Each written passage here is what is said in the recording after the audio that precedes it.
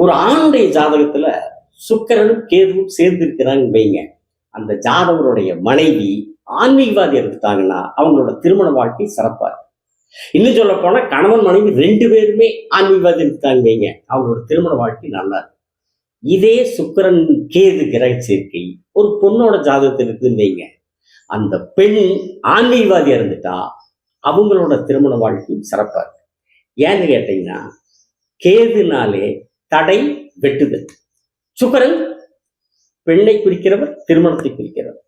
அதனால சுக்கிரனும் கேது சேர்ந்து இருக்கிறப்போ கேது திருமணத்தை தடை பண்ணுவார் அல்லது திருமணத்துக்கு அப்புறம் வெட்டுதலை பண்ணுவார். அதே நேரத்துல கேது பகவான் தடைக்கும் வெட்டுதலுக்கு மட்டும் காரணம் இல்லைங்க, ஆன்மீகத்துக்கும் காரணம். அதனால சுக்கிரன் கேது கிரக சேர்க்கை உள்ளவர்கள் ஆன்மீகவாதியாக செயல்பட்டால் அவர்களுடைய திருமண வாழ்க்கை சிறப்பா இருக்கும் என்பது ஜோதிடத்துடைய விதி. சரிங்களா?